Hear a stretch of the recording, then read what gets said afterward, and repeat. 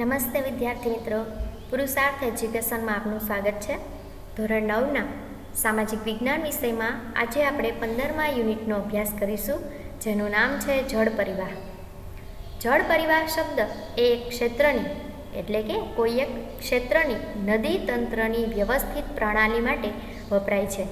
જળ પરિવાહ શબ્દ કોના માટે વપરાય છે? તો કે કોઈ એક ક્ષેત્રની જે નદી તંત્ર છે તેની વ્યવસ્થિત રીતેની પ્રણાલી માટે શબ્દ વપરાય છે.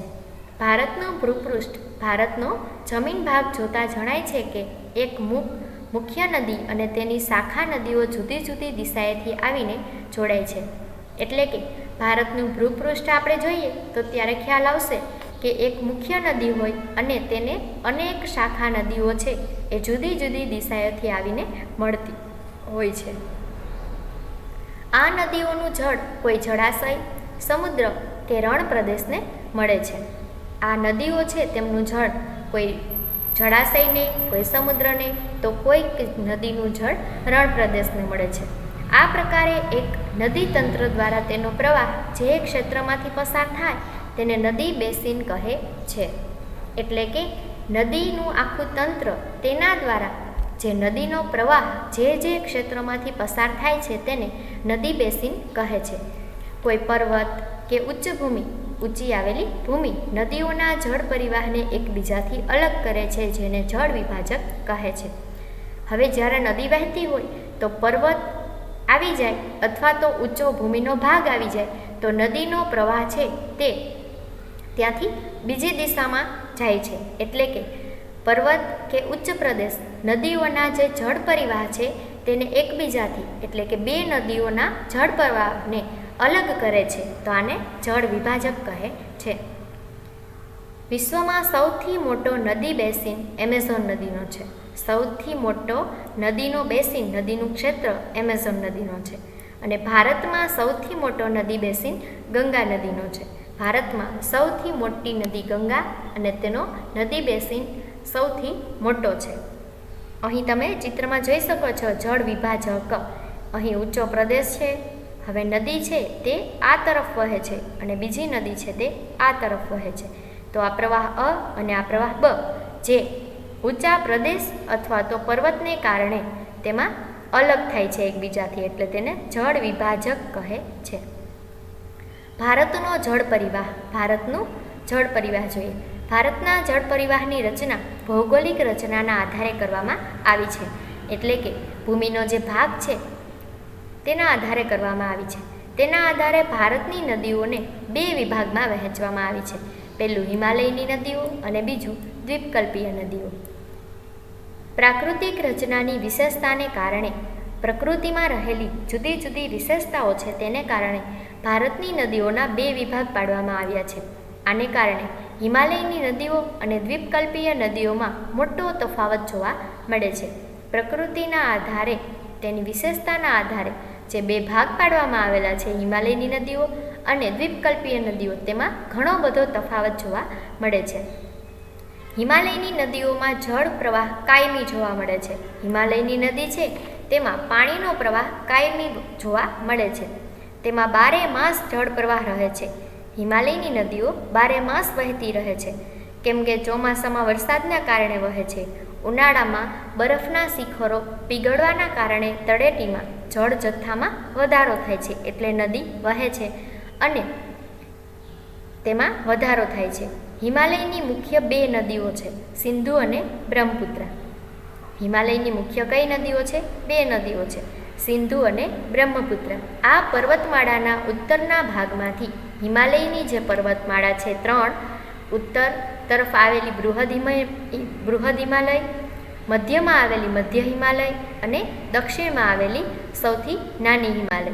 તો આમાં હિમાલયની મુખ્ય બે નદીઓ સિંધુ અને બ્રહ્મપુત્રા આ છે તે ઉત્તરના ભાગની પર્વતમાળામાંથી નીકળે છે. આ નદીઓને પર્વતોને કાપીને કોતરોનું નિર્માણ કર્યું છે. જે સિંધુ અને બ્રહ્મપુત્રા નદી જ્યાંથી વહે છે ત્યાં પર્વતો છે તેમનું કાપીને એટલે કે ધોવાણ કરીને કોતરો છે તેમનું નિર્માણ કર્યું છે.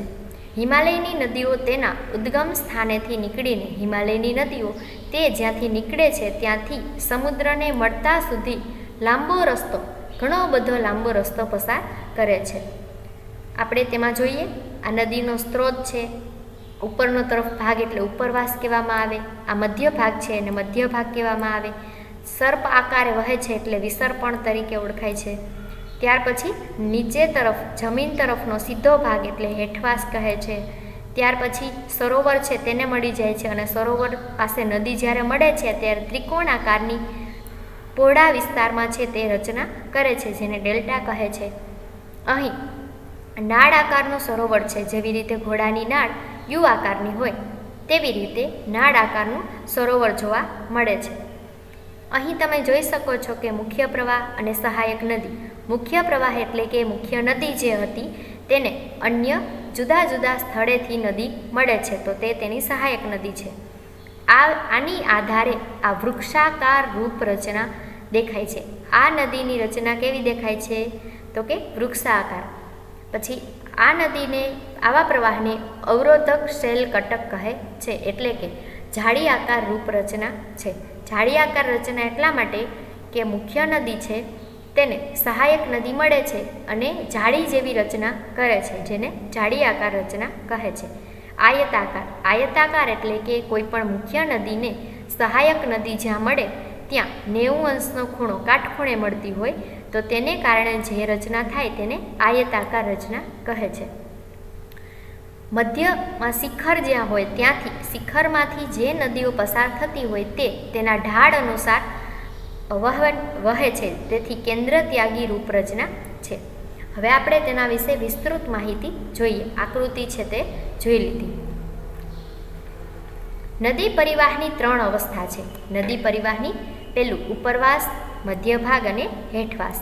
નદી જ્યારે પર્વતીય ક્ષેત્રમાંથી નીકળે છે ત્યાં તેઓ તીવ્ર ઘસારણ કરે છે, એટલે કે ત્યાં ખડકો, પથ્થરો તેમનું વધારે પડતું અતિ તીવ્ર ઘસારણ કરે છે. અહીંથી પોતાની સાથે પુષ્કળ પ્રમાણમાં, ઘણા મોટા પ્રમાણમાં રેતી, પથ્થર મોટા મોટા જે છે તેમનું ઘસારણ કરે છે. તેથી તે પોતાની સાથે પુષ્કળ પ્રમાણમાં રેતી અને કાંપ છે તે નદીના જે જળ પ્રવાહની સાથે વહેવાટ કરે છે. મધ્ય તથા હેઠવાસમાં નદીઓનો પ્રવાહ કેવો થઈ જાય છે? ધીમો થઈ જાય છે, કારણ કે ત્યાં ઊંચાણવાળો ભાગ છે તે ઓછો હોય છે, એટલે મધ્ય હેઠવાસમાં નદીઓનો પ્રવાહ ધીમો પડી જાય છે.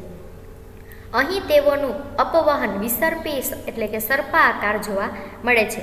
જેમ જેમ તે ઊંચાઈથી થોડુંક નીચાએ આવશે તેમ તેમ તે વિસર્પી સર્પાકાર રીતે પોતે વહન કરે છે.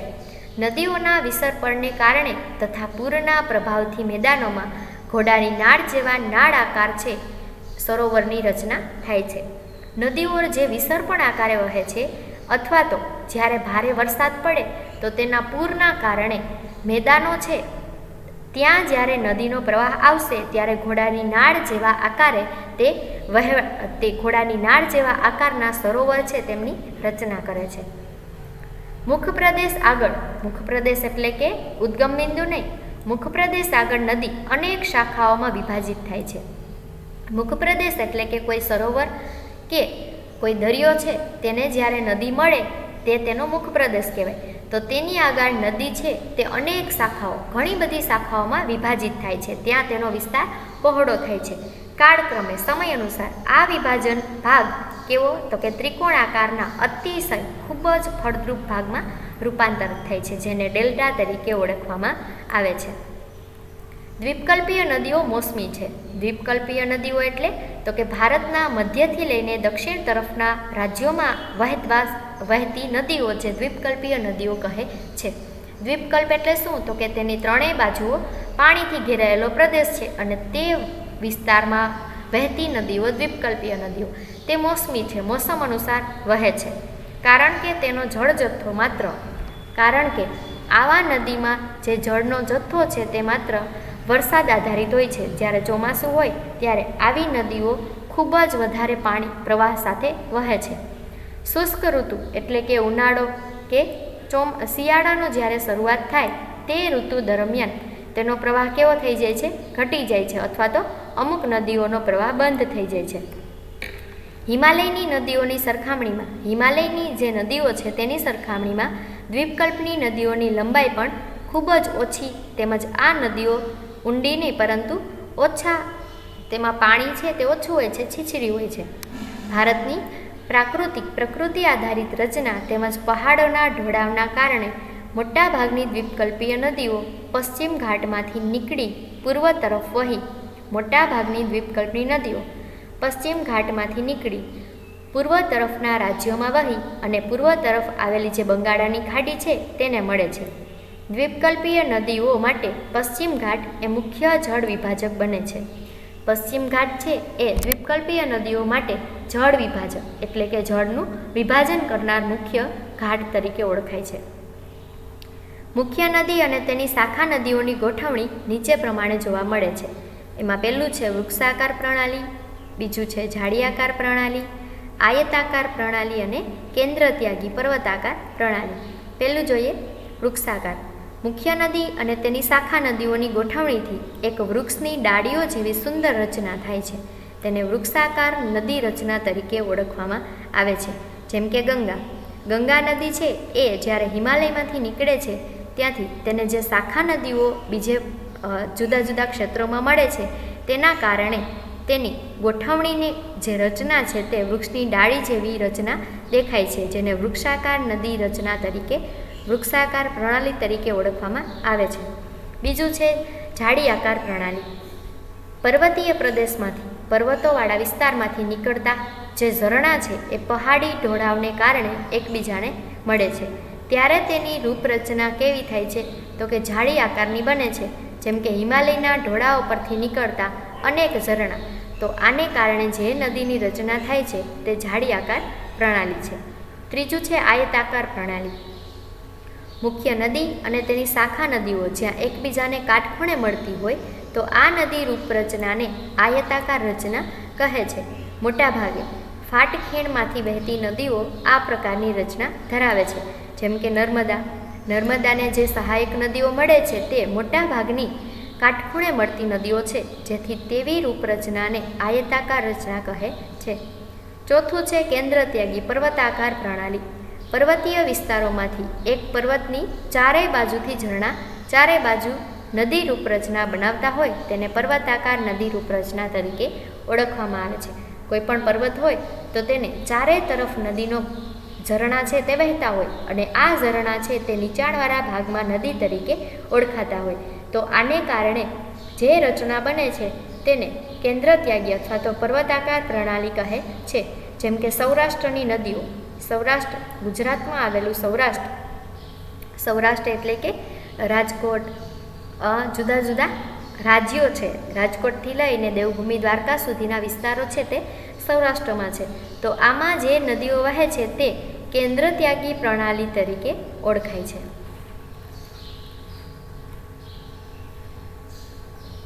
આકૃતિમાં તમે જોઈ શકો છો કે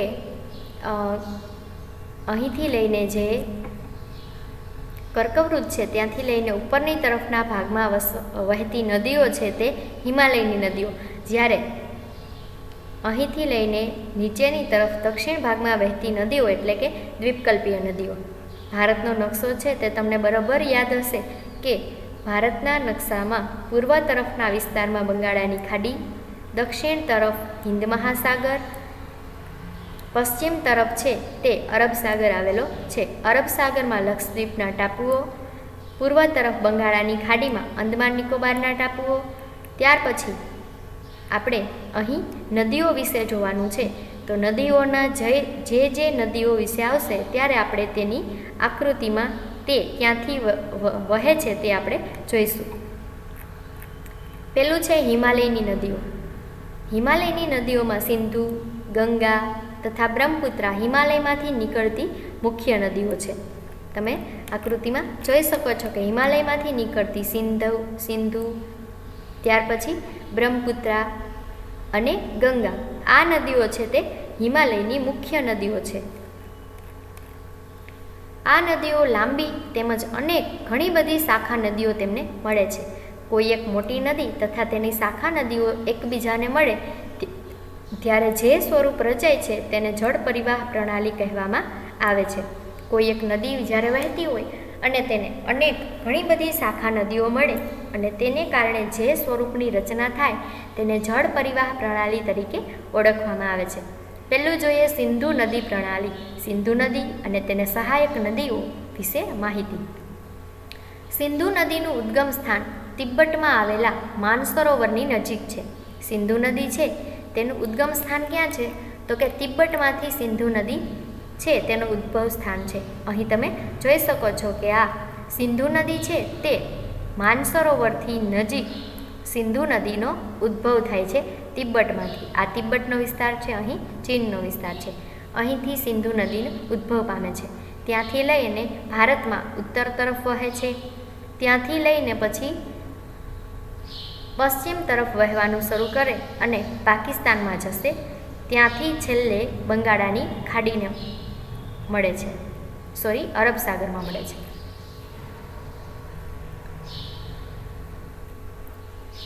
માનસરોવર નજીકથી તેનું ઉદ્ગમ સ્થાન છે. પ્રથમ તે પશ્ચિમમાં વહી ઉત્તર પશ્ચિમ તરફ ગતિ કરે છે. કઈ તરફ? પશ્ચિમમાં વહે છે, પશ્ચિમમાં એટલે ભારત તરફ. આમ તે લદ્દાખ કેન્દ્રશાસિત પ્રદેશના લેહ જિલ્લામાં પ્રવેશ કરે છે. સિંધુ નદીને તમે જોઈ શકો છો કે તિબ્બતમાંથી માનસરોવરની નજીકથી તેનું ઉદ્ગમ સ્થાન છે. ત્યાર પછી પશ્ચિમમાં અને ઉત્તર તરફના પશ્ચિમમાં જે જમ્મુ કાશ્મીર સાઈડનો વિસ્તાર છે લદ્દાખ, ત્યાંનો કેન્દ્રશાસિત જે પ્રદેશ છે ત્યાં થઈને વહે છે. અહીં તેને દુર્ગમ કોતરોનું કે ઘણા બધા કોતરોનું નિર્માણ કર્યું છે. પહાડી પ્રદેશ હોય ત્યાં પથ્થરોનું ધોવાણ કરે તો કોતરોનું નિર્માણ થાય છે. અહીં તેને જાસ્કર, નુબ્રા, શ્યોક તથા હુંજા જેવી નદીઓ તેને મળે છે. સિંધુ નદીની સહાયક નદીઓ કઈ કઈ છે? તો કે જાસ્કર, નબરા, શ્યોક, હુંજા નદીઓ છે તેમને મળે છે.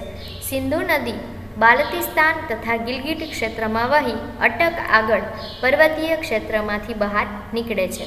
કયા ક્ષેત્રમાંથી? બાલ્ટિસ્તાન તથા ગિલગિટના ક્ષેત્રમાં વહી અને અટક આગળ પર્વતવાળો વિસ્તાર છે ત્યાંથી બહાર નીકળે છે.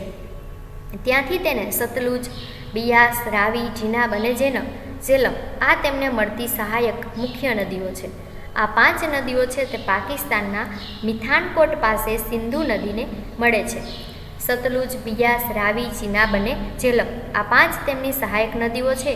આ 5 નદી પાકિસ્તાનના મિથાનકોટ પાસે સિંધુ નદીને મળે છે. આ બધી નદીઓનો સંયુક્ત પ્રવાહ દક્ષિણ તરફ છેવટે પાકિસ્તાનમાં થઈને અરબ સાગરને મળે છે. જે સિંધુ નદી છે તેમાં આપણે જોઈ શકીએ છીએ કે સૌ પ્રથમ પશ્ચિમ તરફ વહે છે. પશ્ચિમ ઉત્તર તરફ વહીને પાકિસ્તાનમાં જાય છે. ત્યાં તેમને સિંધુ નદીને ઝેલમ, ચિનાબ, રાવી, સતલુજ, બિયાસ આ બધી નદીઓ પાકિસ્તાનમાં તેને મળે છે. ત્યાંથી તે દક્ષિણ તરફ વહી અને પાકિસ્તાનમાં થઈને અંતે અરબ સાગરને મળી જાય છે. આ નદી મેદાનમાં પ્રદેશમાં મંદ પ્રવાહે ધીમા પ્રવાહે વહે છે. આ નદી બેસિનનો ત્રીજો ભાગ ભારતના જમ્મુ કાશ્મીરના પર્વતીય ક્ષેત્રમાં આવેલો છે. આ નદી જેટલું વહે છે તેનો ત્રીજો ભાગ ભારતના જમ્મુ કાશ્મીરના પર્વત ક્ષેત્રોમાંથી વહે છે. સિંધુ નદીની લંબાઈ 2900 કિલોમીટર છે. સિંધુ નદીના પાણીની વહેંચણી, કારણ કે સિંધુ નદી ભારતમાં થઈને પાકિસ્તાનમાં વહે છે, તો આ માટેની પાણીની વહેંચણી કઈ રીતે કરવી તે 1960માં પાકિસ્તાન સાથે વહેંચણીના કરાર કરવામાં આવ્યા હતા. કારણ કે સિંધુ નદી ભારતમાં થઈને પાકિસ્તાનમાં વહે છે તો તેનું પાણી કઈ રીતે કયો દેશ છે તેની વાપરશે તે માટેની વહેંચણીનો કરાર 1960માં કરવામાં આવ્યો હતો. તે અનુસાર તેના જળ જથ્થામાંથી ભારત માત્ર 20% જળનો ઉપયોગ કરી શકે છે. સિંધુ નદી છે તે ત્રીજા ભાગનો જ પ્રવાહ ભારતમાંથી વહે છે, જેથી કરીને તેના જળ જથ્થામાંથી તેના કુલ જળનો પ્રવાહ છે તેમાંથી ભારત માત્ર તેમાંથી 20% જળનો ઉપયોગ કરી શકે છે 1960 અનુસાર કરાર અનુસાર. સતલુજ, રાવી, બિયાસના જળના ઉપયોગથી પંજાબ, હરિયાણા, રાજસ્થાનના દક્ષિણ પશ્ચિમ ક્ષેત્રોમાં સિંચાઈ છે તે શક્ય બની છે. જેમ કે સિંધુ નદી ભારતના જે વિસ્તારમાંથી વહે છે તે વિસ્તારમાં પાણી છે તે પુષ્કળ પ્રમાણમાં આપે છે. તેના કારણે ભારતના પંજાબ, હરિયાણા અને રાજસ્થાન જેવા વિસ્તારો છે તેમાં સિંચાઈની સગવડ શક્ય બની છે. ત્યાર પછી હિમાલયની નદીઓમાં બીજું જોઈએ ગંગા નદી પ્રણાલી. હિમાલયની ગંગોત્રી, હિમ નદીમાંથી નીકળેલી ભાગીરથી અને અલકનંદા દેવપ્રયાગમાં એટલે કે ઉત્તરાખંડમાં પરસ્પર એકબીજાને મળે છે. હિમાલયમાંથી નીકળતી ગંગોત્રી, હિમ નદી એટલે કે બરફ પીગળીને બનતી ભાગીરથી અને જે દેવપ્રયાગ એટલે ઉત્તરાખંડમાંથી નીકળતી અલકનંદા આ એકબીજાને મળે છે. અને ક્યાં મળે છે તો કે પહાડી પ્રદેશો છોડી અને ગંગા હરિદ્વાર આગળથી મેદાની પ્રદેશમાં પ્રવેશે છે. પહાડી પ્રદેશો છે ત્યાંથી આ નદી છે તે હરિદ્વાર આગળથી મેદાનવાળા વિસ્તારમાં પ્રવેશ કરે છે. હિમાલયમાંથી આવતી અનેક નદીઓ, ઘણી બધી નદીઓ ગંગાને મળે છે, જેમાંથી મુખ્ય શાખા નદી કહીએ તો યમુના, ઘાઘરા, ગંડક અને કોસી છે. ગંગાને મળતી મુખ્ય શાખા નદીઓ યમુના, ઘાઘરા, ગંડક અને કોસી છે. હિમાલયના યમુનોત્રીમાંથી યમુના નીકળે છે. હિમાલય પર્વતના યમુનોત્રીમાંથી યમુના નદી વહે છે.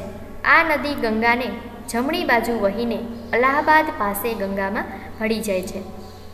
યમુના નદી છે તે ગંગાની જમણી તરફ વહે છે અને અલ્હાબાદ તેની પાસે ગંગા નદીમાં ભળી જાય છે.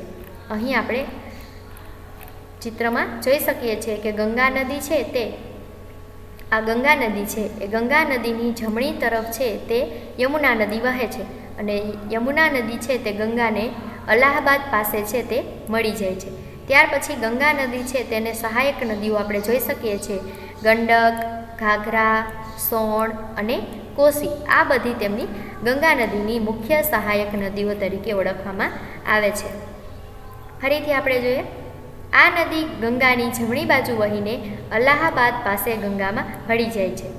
ઘાઘરા, ગંડક, કોસી તેમના મૂળ નેપાળમાં છે, એટલે કે ઘાઘરા, ગંડક અને કોસી એનું ઉદ્ભવ સ્થાન નેપાળમાંથી છે. તેના કારણે ઉત્તરના મેદાની પ્રદેશોમાં નેપાળમાંથી વહે છે અને ભારતમાં પ્રવેશે છે. તેના કારણે ઉત્તરના જે મેદાની પ્રદેશો છે તે દર વર્ષે પૂરના પ્રકોપથી જોવા મળે છે. નેપાળમાં ઘાઘરા, ગંડક અને કોસી તેનું ઉદ્ભવ સ્થાન છે, જેના કારણે ચોમાસા દરમિયાન તેમાં વધારે પ્રમાણમાં પૂર આવતા તે ઉત્તરના જે ભારતના મેદાની પ્રદેશો છે તેમાં પૂરને કારણે ઘણું બધું નુકસાન થાય છે. કેટલાક વિસ્તારોમાં ભારે જાનમાલની એટલે કે સંપત્તિ અને માણસને જીવની કેટલું બધું નુકસાન થાય છે. તેમ છતાં આ નદીઓથી રચાયેલા આ નદીઓ કઈ નદી? ઘાઘરા, ગંડક અને કોસી આ નદીઓથી રચાયેલા ફળદ્રુપ કાંપના મેદાનોમાંથી ભારત કૃષિ ક્ષેત્રે સમૃદ્ધિ પ્રાપ્ત કરી શક્યું છે.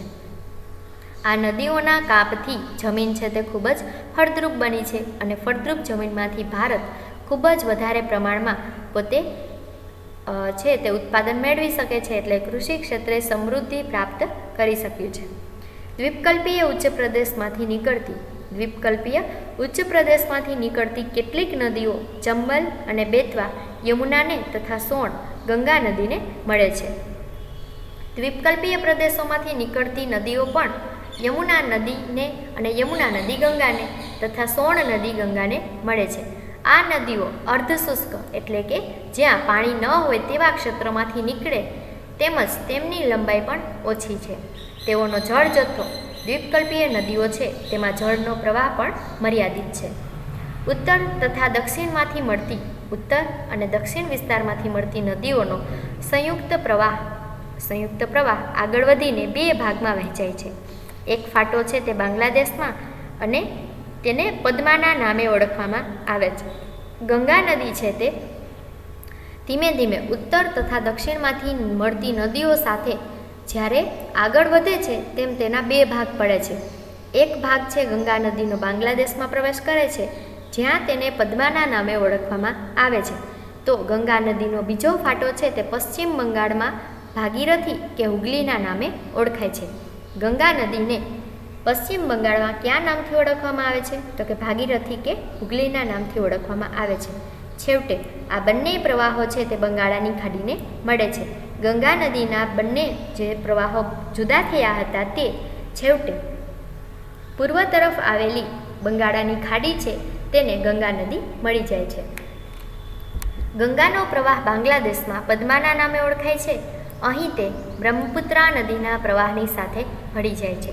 ગંગા નદી છે તે બાંગ્લાદેશમાં બ્રહ્મપુત્રા નદી છે તેની સાથે ભળી જાય છે. આ બંનેનો સંયુક્ત પ્રવાહ એટલે કે જ્યાંથી બ્રહ્મપુત્રા અને ગંગા નદી મળે છે તેના પ્રવાહને ત્યાંથી મેઘનાના નામે ઓળખવામાં આવે છે. ગંગા અને બ્રહ્મપુત્રા નદીનો મુખ ત્રિકોણ પ્રદેશ એટલે કે જ્યાં તે બંગાળાની ખાડીને મળે છે ત્યાં ત્રિકોણ આકારના પ્રદેશની રચના કરે છે, જે ખૂબ જ ફળદ્રુપ અને રસાળ પ્રદેશ હોય છે. ગંગા અને બ્રહ્મપુત્રા નદીનો મુખ ત્રિકોણ પ્રદેશ એ સૌથી વધુ રસાળ અને ફળદ્રુપ પ્રદેશ છે, જેને સુંદરવનના નામે ઓળખવામાં આવે છે, જે ડેલ્ટા સુંદરવન ડેલ્ટાની રચના કરે છે. ગંગાના મુખ ત્રિકોણ પ્રદેશને સુંદરવન એટલા માટે કહેવામાં આવે છે કે ત્યાંના વિસ્તારોમાં સુંદરી નામના વૃક્ષો પુષ્કળ ઘણા બધા પ્રમાણમાં થાય છે. ભારતના સંદર્ભે સુંદરવન મુખ પ્રદેશ અને મેંગ્રુવ જંગલો માટે અત્યંત જાણીતો છે. મેંગ્રુવ જંગલો એટલે કે કાદવ કીચડવાળા વિસ્તારોમાં જે અમુક વનસ્પતિ અથવા તો વૃક્ષો થાય છે તે જંગલો મેંગ્રુવ જંગલો. ભારતમાં સુંદરવન મુખ ત્રિકોણ પ્રદેશમાં જે મેંગ્રુવ જંગલો છે તે ખૂબ જ જાણીતા છે. ગંગા નદીની કુલ લંબાઈ 2500 કિલોમીટરથી પણ વધારે છે. અંબાલા શહેરમાં ગંગા અને સિંધુ નદી વચ્ચે જળ વિભાજકનું કામ કરે છે. અંબાલા નામનું શહેર જે ઊંચાઈ પર આવેલું છે તે ગંગા અને સિંધુ નદી વચ્ચે જળનું વિભાજન કરવાનું કાર્ય કરે છે. અંબાલાથી સુંદરવન સુધીની લંબાઈ 1800 કિલોમીટર છે, પરંતુ અહીંથી ધીમો ઢોળાવ છે. અંબાલા સમુદ્ર સપાટીથી 300 મીટરની ઊંચાઈ આવેલું પ્રદેશ છે અને સુંદરવન છે તે સમુદ્રની નજીક છે. આ ગણતરીએ વિચારતા પ્રત્યેક 6 કિલોમીટરે 1 મીટર ઢોળાવ ઓછો થાય છે. એટલે કે ત્યાંથી આપણે વિચારીએ તો પ્રત્યેક 6 કિલોમીટરે 1 મીટરનો ઢોળાવ ઓછો થતો જાય છે અને ધીમે ધીમે તે સુંદરવન પાસે જમીન સપાટીએ આવી જાય છે. તેથી આ નદીમાં વિસર પણ વધારે જોવા મળે છે. સાપની જેમ સાપ ચાલતો હોય તે આકારે આ નદીની રચના વધારે જોવા મળે છે. આ હતી ગંગા પ્રણાલી, જેને આપણે આ આકૃતિમાં જોઈએ. ગંગા નદી છે તે અહીં આપણે જોઈ શકીએ છીએ કે તેના 2 ફાટા પડે છે. એક પશ્ચિમ બંગાળમાં જાય છે અને બીજો ફાટો બાંગ્લાદેશમાં જાય છે. પશ્ચિમ બંગાળમાં જાય છે ત્યાં બ્રહ્મપુત્રા નદીને મળીને મુખ ત્રિકોણ પ્રદેશની રચના કરે છે, જેને સુંદરવન ડેલ્ટા કહે છે. અને આ ત્યારબાદ ગંગા અને બ્રહ્મપુત્રા નદી છે તે બંગાળાની ખાડીને મળે છે. જ્યારે ગંગા નદીનો બીજો ભાગ છે બાંગ્લાદેશમાં જતો તો તે પણ બંગાળાની ખાડીને મળી જશે. બ્રહ્મપુત્રા નદી છે તે બાંગ્લાદેશમાં થઈને બંગાળાની ખાડીને અને પશ્ચિમ બંગાળમાં મળે છે.